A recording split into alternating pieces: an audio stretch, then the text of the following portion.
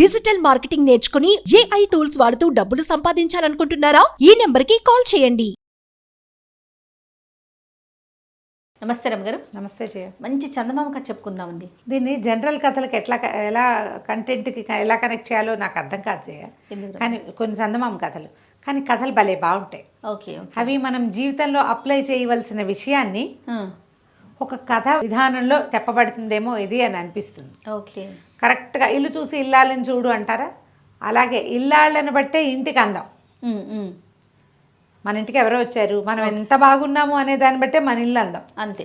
రాగానే ఏదో ఇంప్రెషన్ కలుగుతుంది, కానీ మనం చాలా బాగున్నాం అనుకో ఇంటిని మర్చిపోతారు జనం. అంతేగా కదా మన బిహేవియర్ తోటి. అలాంటి ఓ కథ మంచి వాకిలి చెడ్డ వాకిలి. రెండు వాకిల్లా? రైట్. ఆ కథ పేరే అది. పూర్వం అంటే ఒక పల్లెటూరులో సంగయ్య శరభయ్య అని ఇద్దరు స్నేహితులు ఉండేవాళ్ళు. చిన్నతనం అంతా కలిసి ఉన్నారు. ఇలా మేనమామలవి ఒకే ఊరు ఇద్దరికి. చిన్నప్పుడు అంటే మనం ఎండాకాలం సెలవుల్లో కలుస్తుంటాం కదా, బాగా కుర్రాళ్ళుగా ఉండగా కూడా బాగా కలిసి ఉండేవాళ్ళు. తర్వాత ఈ శరభయ్య ఏం చేశాడంటే వేరే దేశాంతరం వెళ్ళిపోయాడు, ఎక్కడికో ఊళ్ళల్లోకి వెళ్ళాడు. ఇతను మాత్రం సంగయ్య మాత్రం చక్కగా తనకు పొలం అది ఉన్నాయి, బాగా వృద్ధిలోకి వచ్చాడు, చక్కగా ఇల్లు అది కట్టాడు, మంచి బళ్ళు గిళ్ళు కొనుక్కొని మంచి లైఫ్ బాగా సెటిల్డ్గా అయ్యాడు. అంటే గ్రాండ్ అని కాదు, లైఫ్ సెటిల్. అయితే ఈ మన శరభయ్య ఏం చేశాడంటే బయట ఊళ్ళల్లో అక్కడ ఇక్కడ తిరుగుతూ ఏవో వ్యాపారాలు గీపారాలు చేసేవాడు. కొంతకాలం తర్వాత ఈ సంగయ్య ఉన్న ఊరికి వచ్చాడు. ఊళ్ళో ఏదో పని చూసుకున్న తర్వాత మన పాత స్నేహితుడు ఇక్కడే ఉన్నాడు, చిన్నప్పటి స్నేహితుడు, చూసొద్దామని వాళ్ళ ఇంటికి వెళ్ళాడు. వెళ్తే సరే పెద్ద ఇల్లు, వాకిట్లో ఒక వేప చెట్టు ఉంది, వేప చెట్టు కింద ఒక గట్టు ఉంది.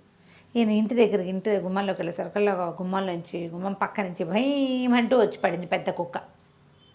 ఈయన ఉలిక్కిపడ్డాడు, వెనక్కి తగ్గేసరికల్లా గుమ్మంలో నుంచి ఒక ఆవిడ వచ్చి రుసరుసలాడుతూ బయటకు వచ్చింది. ఎవరండి అని అనేసరికల్లా అమ్మ ఇది సంగయ్య ఇల్లేనా అని అడిగాడు. అవునండి అని. అవును అనేసరికల్లా లేడా ఊళ్ళో అన్నాడు. లేడండి ఎక్కడికో వెళ్ళాడని.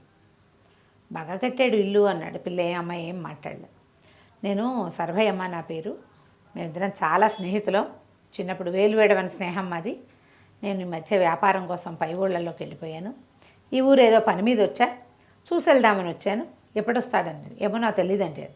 ఎప్పుడొస్తాడు అని అడిగితే మధ్యాహ్నమో సాయంత్రమో ఏదో చెప్పాలా, ఏమో నాకు తెలియదండి అని. సరే ఏం చేశాడు, అమ్మాయి లోపల రమ్మంటల్లా వేప చెట్టు కింద కూర్చున్నాడు. మంచి ఎండగా ఉంది, వేప చెట్టు కింద ఒక గట్టు ఉంది కదా, అమ్మ కాసిన దాహంగా ఉంది, మంచినీళ్ళు ఇస్తావా అన్నాడు. సరే అని ఆవిడ లోపలికి వెళ్ళి ఓ లోటాతో నీళ్ళు తెచ్చిచ్చింది. అవి బిందెలో నీళ్లు. ఎండ వేళ్ళేటప్పుడు బిందె నీళ్ళు ఎట్టా ఉంటాయి, వేడిగా ఉంటాయి కదా, నోట్లో పోసుకుంటే ఆయనకి ఏదో వాసన వచ్చినట్టు అనిపించింది. నచ్చలేదు. ఆ నీళ్ళు ఎత్తి వేప చెట్టు మొదట్లో పోసాడు. పోసి లోట అమ్మాయి చేతిలో పెట్టి, అమ్మాయి వచ్చేలాగా లేడు కదా, మరి ఎప్పటికి వస్తాడో, ఓవేళ వస్తే మరి నేను వచ్చేళ్ళానని చెప్పమ్మా. సాయంత్రం దాకా కూర్చున్నాడు, గంటన్నర కూర్చున్నా రాలా అతను. గంటన్నర అతను ఎండలో ఆ చెట్టు కిందే కూర్చున్నాడు. నేను వెళ్ళొస్తానమ్మా, మళ్ళీ ఇటు వచ్చినప్పుడు కలుస్తానని చెప్పు, తర్వాత ఒక మాట చెప్పాలి, సంగయ్యకి చెప్తావా అమ్మ అన్నాడు. తలకాయ ఆడిచ్చింది. ఇల్లు బ్రహ్మాండంగా కట్టాడమ్మా, వాస్తు కూడా చాలా బాగుంది, కానీ దర్వాజా బాగోలేదమ్మా, వాకిలి బాగుండలేదు.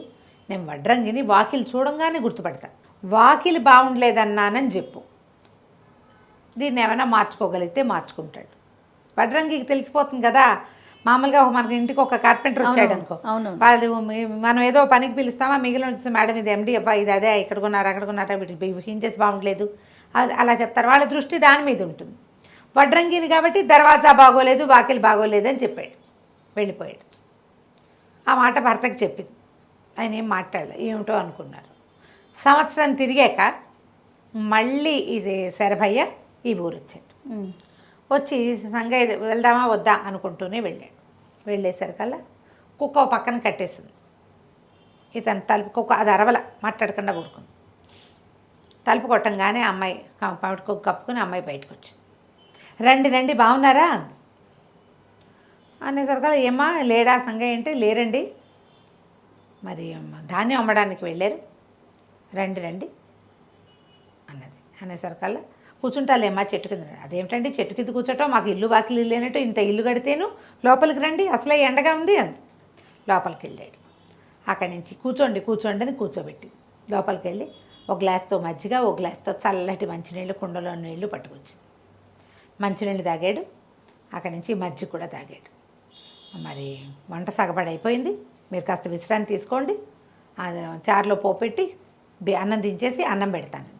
వద్దమ్మా సంగయ్య లేట్ కదా నేను వెళ్తాన్నాడు. అయ్యో అదేమిటండి, కిందటిసారి కూడా మీరు ఆయన కనపడకుండా వెళ్ళిపోయారు, ఈసారి భోజనం చేసి వెళ్ళాలి, ఆయన వస్తే వస్తాడు, ఎంత పట్టుకొస్తే అంత పట్టుకొస్తాడు, ఎండవేళ మిమ్మల్ని అట్లా పంపించను సుమండి, నేను అన్నం తినాల్సిందేనా.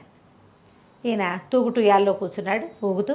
ఆవిడ లోపలికి వెళ్ళి ఒక అరగంటలో కంచం పెట్టి కూర నార అన్నీ వడ్డించి రండి భోజనం చేద్దురు కానీ చక్కగా విసిని కరిపించుకుని పక్కన విసిరి ఈయన భోజనం పెట్టి, భోజనం చేశాక ఒక 10 నిమిషాలు పడుకోండి, సంగయ్య రాలేదు నేను వెళ్తానమ్మా అన్నాడు. మళ్ళీ ఎందుకు అన్నం తిని రోడ్డు మీదకి వెళ్ళటమండి అనవసరంగాను, పడుకోండి హాయిగా, ఉయ్యాల్లో చల్లగా గాలి వస్తుంది, ఈ పక్క తలుపు తీస్తానని వెనక పక్క ఇంకో మామిడి చెట్లు అవి ఉన్నాయి, ఆ పక్క తలుపు తీస్తే చల్లగా ఉత్తరపు గాలి వస్తుంది లోపలికి, ఎండవేళ కూడా ఉత్తరం వైపు నుంచి చల్లగాలి వస్తుంది. అవును, చక్కగా ఉయ్యాల్లో పడుకున్నాడు. ఈయన 1 గంట నిద్రపోయాడు. లేచాడు, లేచాక చూస్తే రాలా అతను. సరేనమ్మా నేను మళ్ళీ వస్తాలే, మీరు 2వ మాట రావటం, ఇంకా లేట్ అయితే బండి అందదమ్మా నాకు, అతను రాలేదు కదా నేను వచ్చానని చెప్పు, ఏమన్నా చెప్పమంటారండి అంది. ఏముందమ్మా వాకిలి బాగుందన్నానని చెప్పమ్మా, కింద ట్యాప్ అట్టా ఉంది కానీ ఇప్పుడు వాకిలి బాగుందన్నానని చెప్పు, దర్వాజాకు వచ్చిన ఇబ్బంది ఏం లేదమ్మా అని చెప్పి వెళ్ళిపోయాడు. ఈవిడ ఆలోచించడం మొదలెట్టింది. కిందసారి చెప్పాడు, మనం తలుపేం మార్చలేదే, ఈయన అప్పుడు బాగుండలేదన్నాడు, ఇప్పుడు బాగుందని చెప్తున్నాడు, ఏం మార్పు వచ్చి ఉంటుంది. ఆవిడ ఆలోచించడం మొదలుపెట్టిన అమ్మాయి, గుమ్మానికి రంగులేసామా, తలుపుకి రంగులేసామా, పసుపు రాయటం వల్ల, ముగ్గేయటం వల్ల ఏం తేడా వచ్చింది అని. ఈ లోపల చీకటి పడి ఆ సంగయ్య గారి ఇంటికి వచ్చాడు.